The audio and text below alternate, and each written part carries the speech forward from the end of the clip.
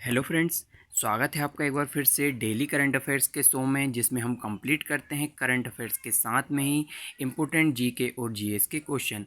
दोस्तों, आज है 8 जून 2021 और आज जो भी नेशनल या इंटरनेशनल न्यूज़ से जितने भी इम्पोर्टेंट क्वेश्चन कवर होंगे उन सभी को इस वीडियो में डिस्कस करने वाले। साथ में ही इस वीडियो की PDF फाइल को आप डाउनलोड कर सकते हैं। इसके लिए हमारे टेलीग्राम चैनल को ज्वाइन करें और साथ में ही इंस्टाग्राम पेज को भी फॉलो करें। इसका लिंक डिस्क्रिप्शन बॉक्स में दिया है। साथ में दोस्तों, यदि आप अभी एसएससी, रेलवे या फिर किसी भी स्टेट एग्ज़ाम की तैयारी कर रहे हैं तो उन सभी के लिए वीडियो काफ़ी हेल्पफुल होने वाली है। तो चलिए शुरू करते हैं पहले क्वेश्चन के साथ। पहला क्वेश्चन है दोस्तों, हाल ही में अभी मनाया है विश्व पर्यावरण दिवस। तो पूछा है कि विश्व पर्यावरण दिवस या वर्ल्ड इन्वायरमेंट डे कब मनाया जाता है। दोस्तों, हाल ही में मनाया गया है 5 जून को विश्व पर्यावरण दिवस। अब विश्व पर्यावरण दिवस से जितने भी इम्पोर्टेंट क्वेश्चन है इससे रिलेटेड उसके बारे में डिस्कस करते हैं। सबसे पहले तो 2021 की जो थीम रखी गई है वो याद रखना है, री इमेजिन, रिक्रिएट, रीस्टोर। इसकी थीम है 2021 की, री इमेजिन, रिक्रिएट, रीस्टोर। साथ में ही 5 जून को प्रतिवर्ष मनाया जाता है। और अभी अगर बोलें तो 2021 का जो होस्ट किस देश ने किया था इसको, तो 2021 का होस्ट देश था पाकिस्तान। ये भी आपको याद रखना है। अब ये क्यों मनाया जाता है 5 जून को ही विश्व पर्यावरण दिवस? तो क्या हुआ था कि 5 जून 1972 को UNEP, United Nation Environment Programme की स्थापना हुई थी। इसीलिए 5 जून को विश्व पर्यावरण दिवस मनाया जाता है। अगर पूछा जाए कि प्रतिवर्ष कब से इसको स्टार्ट किया गया था या फिर पहली बार कब मनाया गया था, तो 1974 में इसे USA के द्वारा पहली बार होस्ट किया गया था और पहली बार ही 1974 से इसे मनाया जाने लगा था। इसके बारे में एक क्वेश्चन और पूछा जाता है, जैसे अब इससे रिलेटेड एक क्वेश्चन और पूछ सकता है, जैसे कि इंडिया ने कब इसको होस्ट किया था, इस इंडिया के द्वारा कब होस्ट किया गया था? तो 2018 में किया था इंडिया के द्वारा विश्व पर्यावरण दिवस को। उस टाइम इसकी जो थीम थी, वीट द प्लास्टिक पोल्यूशन, ये इसकी थीम रखी थी। तो इस तरह से पूरे पॉइंट है, ये आपको याद रखना है। नेक्स्ट क्वेश्चन है, अंतर्राष्ट्रीय हॉकी महासंघ FIH द्वारा जारी हॉकी रैंकिंग में भारतीय पुरुष हॉकी टीम का कौन सा स्थान रहा है? दोस्तों, अंतर्राष्ट्रीय हॉकी महासंघ द्वारा अभी रैंकिंग जारी की है, जिसमें पुरुष और महिला दोनों की रैंकिंग जारी की है, जिसमें पुरुष हॉकी टीम का जो स्थान रहा है वो चौथा स्थान रहा है। अब इसके बारे में पूरा देखते हैं। सबसे पहले तो जो अंतर्राष्ट्रीय हॉकी महासंघ है ये जारी की है इसने रैंकिंग हॉकी की, तो इसमें जो पहला स्थान है विश्व में वो रखा है बेल्जियम का, ये आपको याद रखना है। साथ में इसमें इंडिया कौन से स्थान पर रहा है? तो इंडिया चौथे स्थान पर रहा है रैंकिंग में, जो कि हॉकी रैंकिंग पुरुष की हॉकी टीम में चौथे स्थान पर रहा है, ये आपको याद रखना है। इसके अलावा अगर महिला की देखें कि अंतर्राष्ट्रीय महासंघ द्वारा जारी महिला हॉकी टीम की रैंकिंग, तो ये 9th नंबर पे भारत रहा है और इस पर पहले नंबर पर कौन है? नीदरलैंड। तो इस तरह से अगर पुरुष हॉकी टीम का देखें तो पहले स्थान पर बेल्जियम हो गया और जो इंडिया है वो चौथे नंबर पर है। और ऐसे ही जो महिला हॉकी टीम है इसमें नीदरलैंड पहले स्थान पर है और जो भारत है वो 9th रैंक पर रहा है। इस तरह से पॉइंट याद रखना है। अब अंतर्राष्ट्रीय हॉकी महासंघ, जिसको क्या बोलते हैं? इंटरनेशनल हॉकी फेडरेशन, इसकी स्थापना याद रखनी है 1924, 1924 में इसकी स्थापना हुई थी, जिसका हेडक्वार्टर लौसाने स्विट्ज़रलैंड के अंदर है। साथ में जिसके अध्यक्ष है नरेंद्र बात्रा जी, इसके अध्यक्ष है। इसके अलावा इससे रिलेटेड कुछ इंपॉर्टेंट क्वेश्चन हैं जो पूछे जाते हैं, जैसे कि एक पूछ लेता है कि एटलियन ग्लिच अवार्ड, एटलियन ग्लिच अवार्ड मिला था दोस्तों इंडियन हॉकी टीम को, ये भी आपको याद रखना है। और साथ में ही अभी क्या हुआ था, पंजाब में एक मोहाली इंटरनेशनल हॉकी स्टेडियम है, तो उसका नाम चेंज करके क्या रखा गया था दोस्तों? Balbir Singh senior hockey stadium रखा गया था, जो कि गोल्ड मेडलिस्ट थे 3 बार के हॉकी प्लेयर, उनके नाम पर मोहाली इंटरनेशनल हॉकी स्टेडियम का नाम रखा गया है। तो ये भी याद रखना है। साथ में ही एक इम्पोर्टेंट हॉकी से रिलेटेड क्वेश्चन है कि राजीव गांधी खेल रत्न पुरस्कार 2020 रानी रामपाल को मिला है, जो कि एक हॉकी प्लेयर है, ये भी आपको याद रखना है। अगला क्वेश्चन देख लेते हैं। अगला क्वेश्चन है, किस देश के पूर्व राष्ट्रपति और प्रधानमंत्री अनिरुद्ध जगन्नाथ का निधन हो गया है? दोस्तों, हाल ही में हुआ है। राष्ट्रपति है किस देश के, ये बताना है। तो ये मॉरिशस के राष्ट्रपति थे अनिरुद्ध जगन्नाथ जी, इनका भी हाल ही में निधन हो गया है। अब इनसे रिलेटेड कुछ फैक्ट हैं वो जानते हैं सबसे पहले कि ये क्यों इतने इम्पोर्टेंट हैं। तो मॉरिशस के हैं पूर्व राष्ट्रपति और प्रधानमंत्री अनिरुद्ध जगन्नाथ। इनका हाल ही में निधन हुआ है। तो ये कितने बार प्रधानमंत्री बने थे? तो 6 बार ये वहाँ के मॉरिशस के प्रधानमंत्री बने थे। साथ में ये अपने लिए इतना इम्पोर्टेंट क्वेश्चन क्या हुआ, क्योंकि दोस्तों अपने यहाँ का जो नागरिक सम्मान है पद्म विभूषण 2020 से इनको सम्मानित किया गया था अनिरुद्ध जगन्नाथ जी को, इसलिए ये इम्पोर्टेंट हो जाते हैं। साथ में अगर देखें तो अभी अनिरुद्ध जगन्नाथ जी के ही बेटे हैं वर्तमान में, उनका नाम क्या है? प्रविंद जगन्नाथ, जो कि वर्तमान में कहाँ के? मॉरिशस के प्रधानमंत्री है। तो इस तरह से ये पूरा आपको याद रखना है। अब मॉरिशस के बारे में पूरा देखते हैं, मैपिंग भी देखेंगे कहाँ पर स्थित है। अभी देखते हैं इनके पीएम कौन बने हैं। तो ये उनके पुत्र हैं प्रविंद जगन्नाथ जी।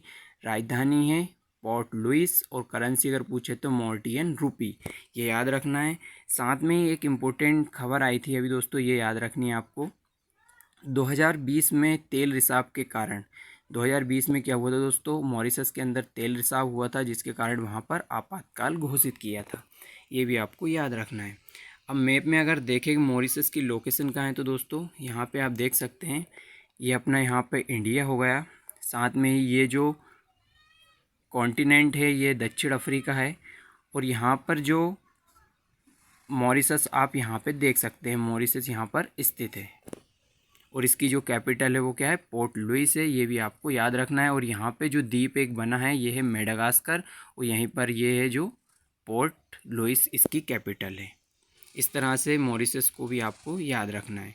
नेक्स्ट क्वेश्चन देखते हैं दोस्तों, हाल ही में किस संघ शासित प्रदेश या फिर केंद्र शासित प्रदेश ने छात्रों के लिए यूनटेब योजना, दोस्तों यह यूनटेब योजना लॉन्च की है? किस केंद्र शासित प्रदेश या फिर क्या बोलते हैं संघ शासित प्रदेश ने?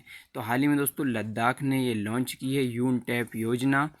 तो इसके बारे में क्या है, ये बारे में थोड़ा सा जान लेते हैं। तो सबसे पहले तो लद्दाख संघ शासित क्षेत्र ने छात्रों के लिए योजना स्टार्ट की है, स्टूडेंट्स के लिए, ये इम्पोर्टेंट है। साथ में इसमें क्या होगा कि इसमें टैबलेट दिए जाएंगे छात्रों को। कितने टैबलेट बांटे जाएंगे? तो 12,300 टैबलेट छात्रों को दिए जाएंगे।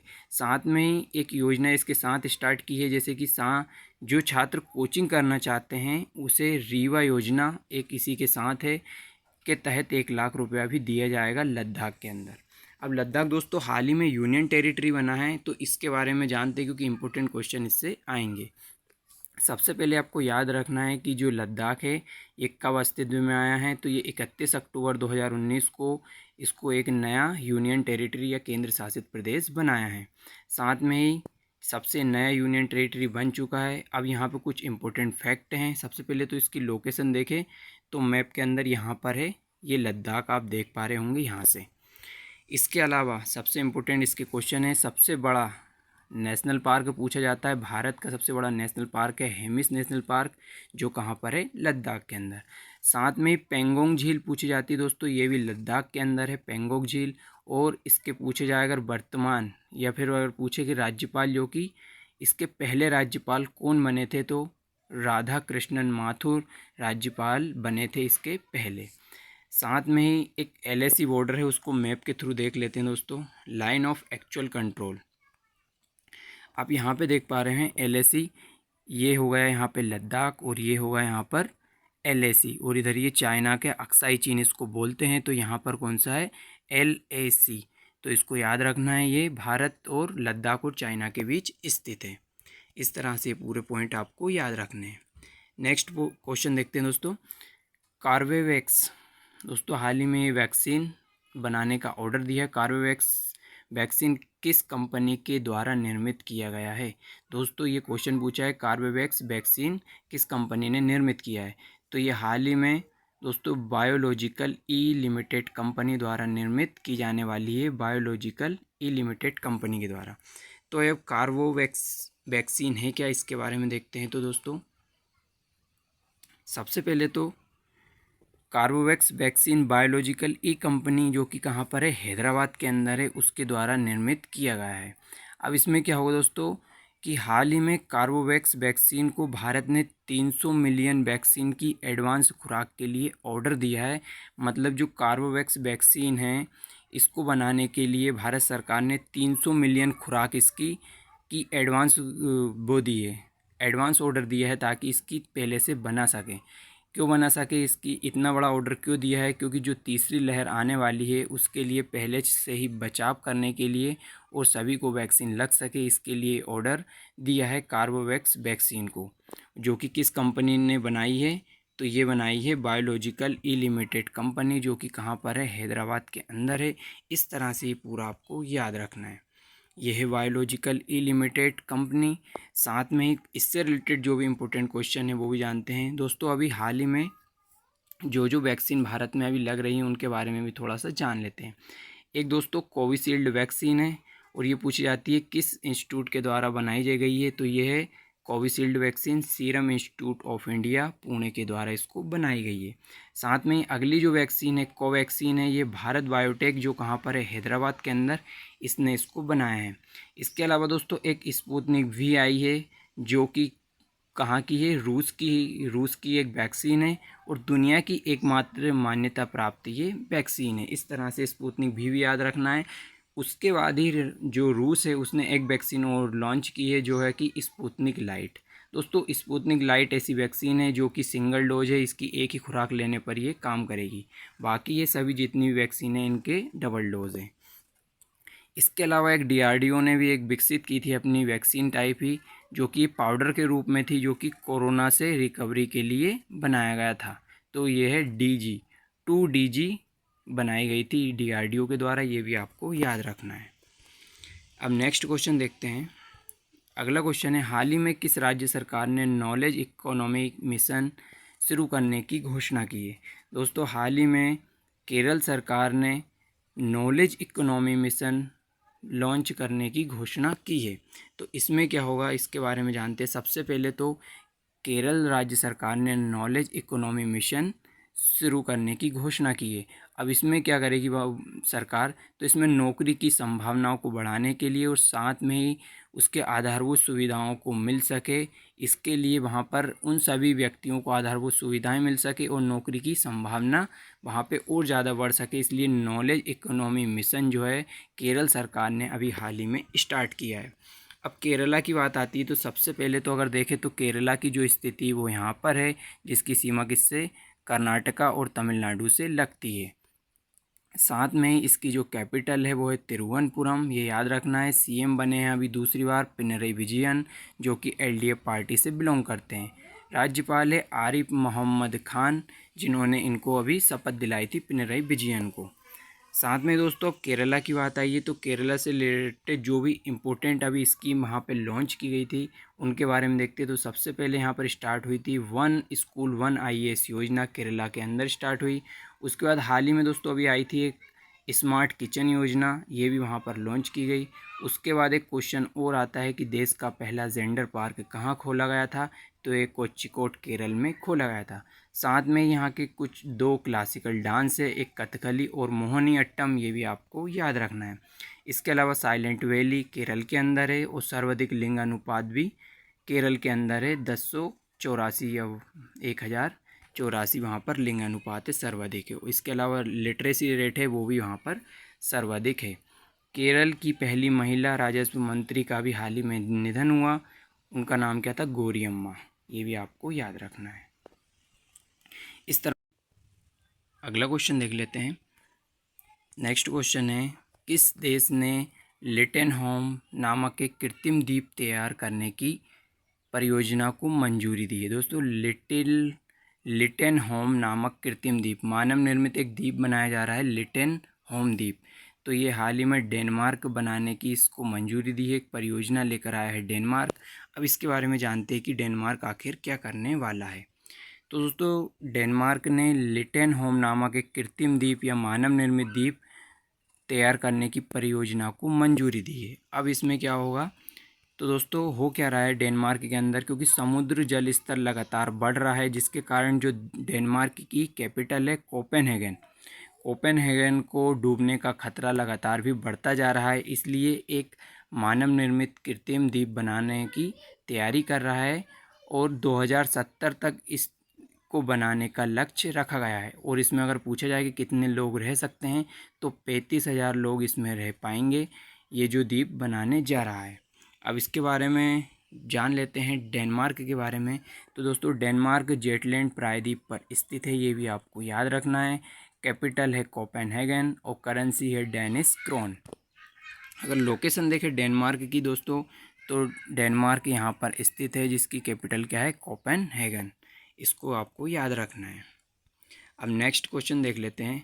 अगला क्वेश्चन है सतत विकास रिपोर्ट 2020 के अनुसार भारत का स्थान कौन सा रहा है। दोस्तों हाल ही में आई थी जो नीति आयोग द्वारा, जो कि कहाँ की, स्टेट भारत की सतत विकास रिपोर्ट जारी की थी, लेकिन ये आई है जो रिपोर्ट, ये कहाँ किसने जारी की है, वर्ल्ड की रिपोर्ट है, जिसमें भारत की रैंक पूछी गई है। तो इसमें भारत 117वें स्थान पर रहा है, ये आपको याद रखना है 2020 की के अनुसार सतत विकास रिपोर्ट में। इसको और क्या बोला जाता है, सस्टेनेबल डेवलपमेंट गोल। और पिछले साल कितने पर था दोस्तों, तो 115 पे था और अभी इसमें 117वें स्थान पर हो गया है।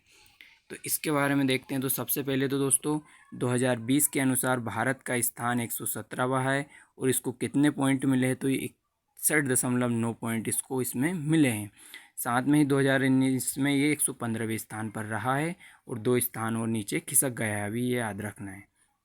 अगर इसमें पूछा कि पहले स्थान पर कौन रहा है, तो ये स्वीडन देश इसमें पहले स्थान पर रहा है।